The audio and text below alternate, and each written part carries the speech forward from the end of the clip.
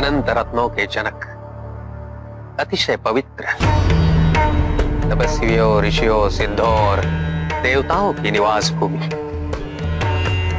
पर्वतराज हिमालय के केदार नामक अत्यंत शोभाशाली श्रृंग पर महातपस्वी श्री नर और नारायण ने बहुत वर्षों तक तपस्या की है। ओम नमः शिवाय, ओम नमः शिवाय। महादेव को प्रसन्न करने के लिए श्री नर और नारायण भगवान विष्णु के ही दो अवतार थे और उनकी तपस्या से प्रसन्न होकर साक्षात महादेव उनके सामने प्रकट हो गए। ओम नमः शिवाय, ओम नमः शिवाय। नर, नारायण,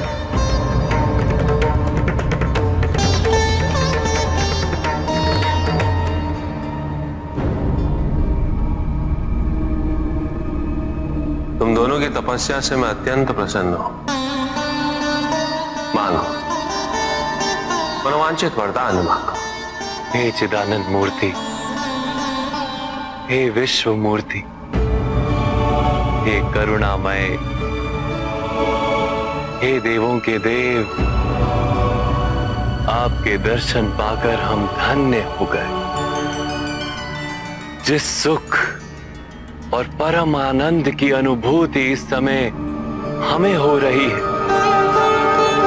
हम दोनों की भी यही इच्छा है कि इसी सुख और परम आनंद की अनुभूति आपके अन्य भक्तों को भी हो।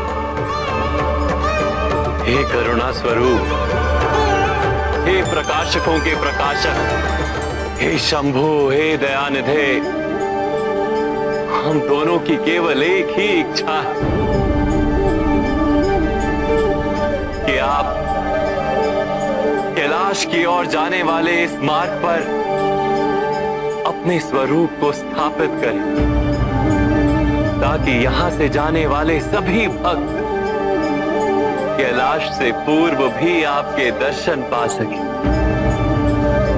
आपकी ऊर्जाओं का अनुभव कर सके।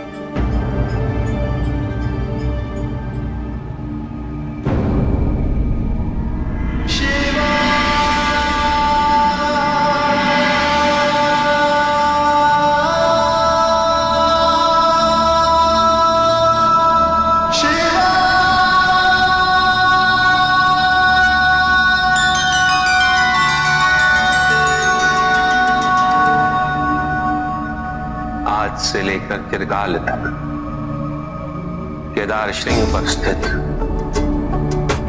इस ज्योतिर्लिंग को केदारनाथ के नाम से जाना जाएगा। यहां आकर मेरा दर्शन, पूजन करने वाले भक्तों को लौकिक फलों की प्राप्ति होगी, अचल शिव भक्ति की प्राप्ति होगी, मोक्ष की प्राप्ति होगी।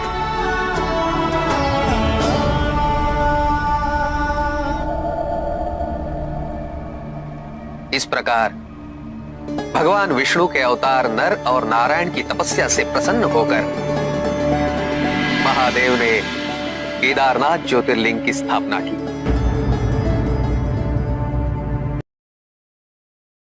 कहिए, आज कौन से ज्योतिर्लिंग की कथा सुनना चाहेंगे आप? कोई ऐसे ज्योतिर्लिंग की कथा जिसमें केवल महादेव की शक्ति का वर्णन, उनके बल का वर्णन हो। जैसे कि कोई भी व्यक्ति मृत्यु को जीवन में परिवर्तित नहीं कर सकता, असंभव है ये, है ना ऋषि पिपलाद? क्या आपके महादेव के लिए यह संभव है? वो इस विकल्प का चयन नहीं करते हैं। इसका अर्थ यह हुआ कि यदि वो चाहे तो चयन अवश्य कर सकते हैं, है ना? महादेव नियति के विरुद्ध कुछ नहीं करते हैं। किंतु ऋषि पिपलाद, यदि वो चाहे तो कर सकते हैं, क्या नहीं? महादेव के लिए कुछ भी असंभव नहीं है। वो उत्तम,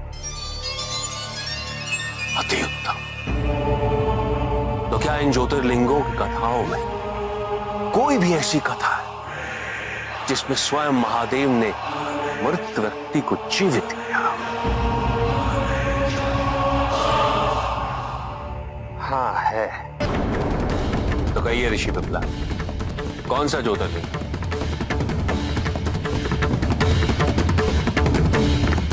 घुश्मेश्वर ज्योतिर्लिंग। घुश्मेश्वर। दक्षिण में एक ब्राह्मण था, सुधर्म, और उसकी पत्नी सुदेहा।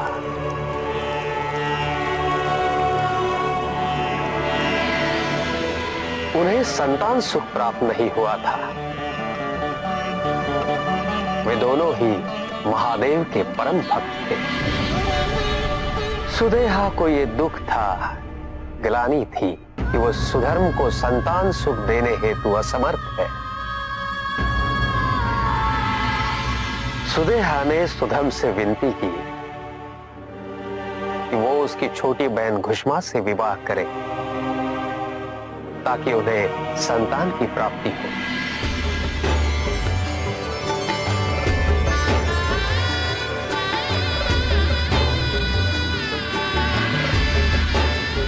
घुष्मा महादेव की भक्त थी, अत्यंत कोमल स्वभाव की। महादेव की आराधना किए बिना वो जल भी ग्रहण नहीं करती थी। अपने कोमल स्वभाव के कारण ही वो सुधर्म की अत्यंत प्रिय हो गई। जब सुदेहा को इस बात का आभास हुआ, उसे अपनी बहन से ईर्ष्या होने लगी। धीरे धीरे ये ईर्ष्या इतनी बढ़ी कि सुदेहा महादेव की भक्ति करना ही भूल गई। शीघ्र ही घुष्मा को एक सुंदर पुत्र की प्राप्ति हुई। उसका नाम रखा गया सुकर्म। अब सुधर्म का परिवार संपूर्ण परिवार बन गया था और सुदेहा की ईर्ष्या चरम सीमा पर पहुंच चुकी थी। सुकर्म बड़ा हुआ तो सुधर्म ने उसका विवाह कर दिया। जिस सुखी जीवन की कल्पना सुदेहा ने की थी, उसकी प्राप्ति उसे नहीं अपितु उसकी बहन और उसके पति को हो रही थी। पुत्र के विवाह उपरांत उन्हें सास और ससुर बनने का सौभाग्य भी प्राप्त हुआ, परंतु सुदेहा के लिए सुकर्म प्रतीक बन गया था उसके दुख का, उसका अधिकार छीन जाने का, उसकी महत्ता कम होने का। उसने सोचा यदि वो सुकर्म का ही अंत कर दे तो सुदेहा और घुष्मा के सुखों का भी अंत हो जाएगा। सुदेहा ने सुकर्म की हत्या कर दी और सुकर्म के मृत शरीर को उसी कुंड में प्रवाहित कर दिया जिसमें घुष्मा शिवलिंग का विसर्जन करती थी। इतनी पीड़ा सहकर भी घुष्मा की भक्ति में कोई अंतर नहीं आया। जब उसके पुत्र का दाह संस्कार होने वाला था, तब भी घुष्मा महादेव की आराधना कर रही थी, उसी भक्ति, श्रद्धा और संपूर्णता के साथ। उसके उद्धार हेतु महादेव ने उसे दर्शन दिए।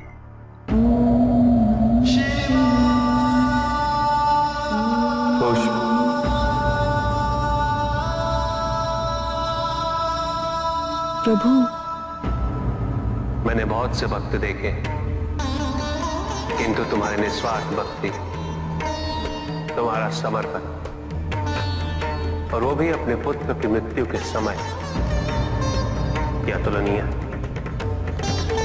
कहो, क्या वरदान चाहिए तुम्हें? प्रभु, जिसने आपके दर्शन पा लिए, उसे और क्या चाहिए? सुदेह ने तुम्हारे साथ घोर अन्याय किया है, इसके अपराध का दंड से अवश्य मिलेगा। कहो कुछ, क्या दंड दूं मैं इसे? प्रभु किया है प्रभु, मुझ जैसी दुष्टा को जीने का कोई अधिकार नहीं है। मुझे मृत्यु दंड दीजिए। प्रभु, दीदी को क्षमा कर दीजिए। यदि उन्हें बोध होता कि ये कितना बड़ा पाप है तो वो ये कदापि नहीं करते। क्षमा करना अत्यंत कठिन होता है खुश, और वो भी ऐसे अपराध के लिए। किंतु जो मेरे सच्चे भक्त हैं, उनके हृदय में दया का कभी अभाव नहीं होता, क्योंकि उन्हें सदैव ये विश्वास होता कि मैं कभी उनके साथ अन्याय नहीं होने दूंगा। तुमने अपनी दया का प्रमाण देकर अपनी सच्ची भक्ति को सिद्ध किया, और मैं अपने सच्चे भक्तों की पीड़ा कभी सहन नहीं कर सकता। वो देखो खुश, कोई लौट के आया है?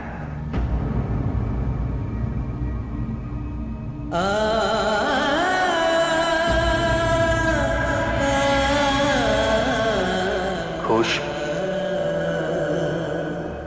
तुमने अभी तक मुझसे कोई वरदान नहीं मांगा। मेरी एक ही इच्छा है प्रभु, कि जैसे आपने मेरा दुख दूर कर दिया और जैसे मेरी बहन की ईर्ष्या को दूर कर दिया, वैसे ही इस संसार का सारा दुख दूर होता रहे प्रभु। सबको आपका मार्गदर्शन मिले। इसीलिए प्रभु, मैं आपसे यही मांगती हूँ कि आप यहीं पे वास कीजिए। धन्य हो खुश, तुम्हारे मन में संसार के कल्याण के प्रति भावना वास करती। तुम्हारी भक्ति, तुम्हारी पवित्रता के कारण मैं सदैव यही रहूंगा। अनंत काल तक ये समस्त संसार तुम्हारी करुणा का स्मरण करता रहेगा। इसलिए ये धाम कुष्मेश्वर ज्योतिर्लिंग के नाम से प्रसिद्ध होगा। और इस प्रकार महादेव ने एक भ्रमित भक्त को ईर्ष्या से मुक्त किया और दूसरे भक्त को आशीर्वाद दिया। सृष्टि के निर्माण उपरांत एक बार नारायण ने तप के लिए महादेव से उत्तम स्थान के निर्देश की याचना की। महादेव ने अपनी प्रेरणा से समस्त तेज संपन्न अत्यंत शोभायमान पंचकोशी नगरी का निर्माण किया।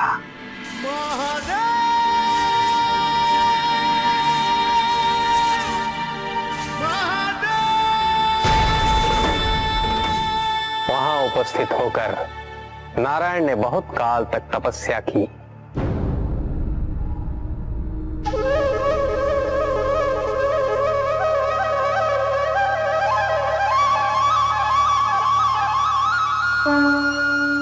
नारायण की तपस्या के अनंतर ही उस क्षेत्र में महादेव की कृपा से अनेक नदी नद सरिताएं उत्पन्न हुई।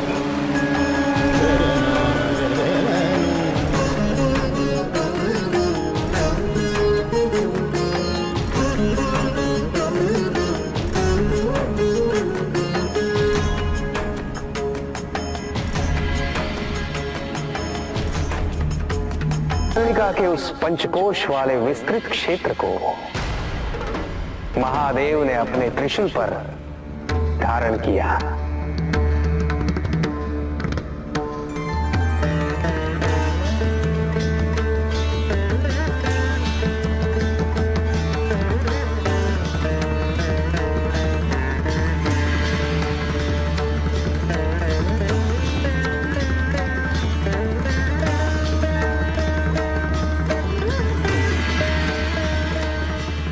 महादेव ने अपनी शक्ति से उस पंचकोशी तीर्थ को सभी 14 लोकों से पृथक रखा और आगे इन सब से अलग उसको मृत्युलोक में स्थापित किया।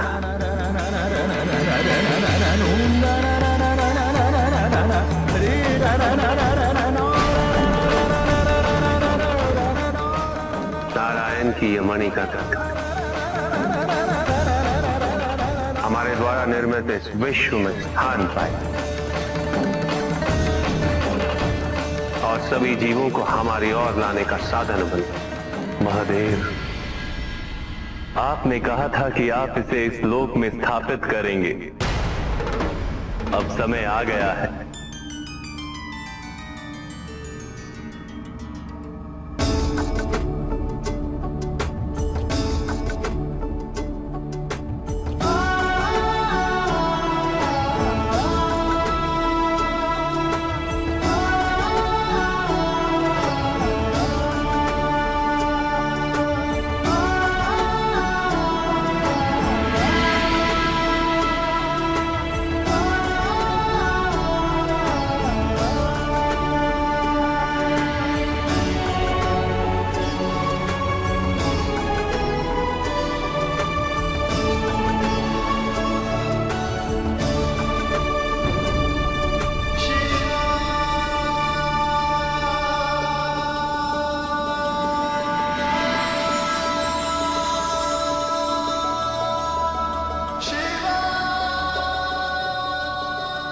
महादेव की कृपा से उस मणिकर्णिका का विस्तार पंचकोश तक हो गया।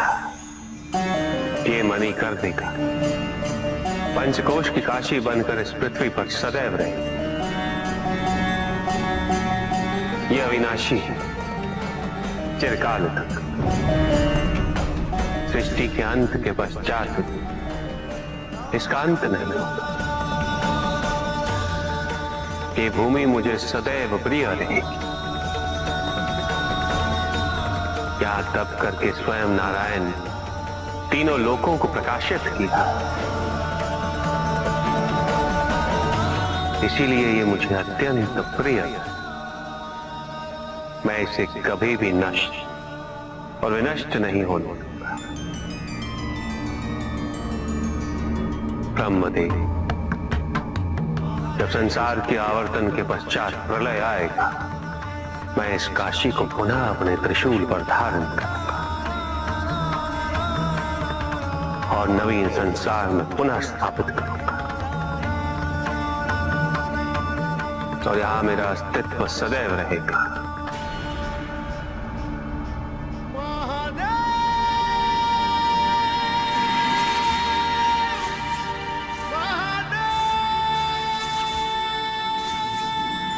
महादेव ने उस क्षेत्र से अपने आत्मिक योग को ध्यान में रखते हुए अपने ज्योतिर्लिंग को वहां स्थापित किया, जो इस क्षेत्र से कदापि पृथक नहीं हो सकता। विश्व की स्थापना तो हुई, किंतु इस ज्योतिर्लिंग को आपने उस स्थान पर स्थापित किया है जिसकी ऊर्जाएं विश्व से परे हैं। इस ज्योतिर्लिंग को विश्वेश्वर ज्योतिर्लिंग के नाम से जाना जाएगा।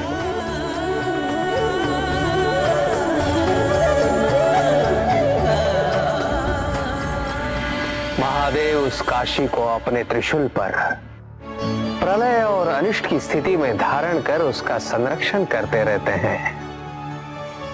इसीलिए ये क्षेत्र सभी लोगों से न्यारा है।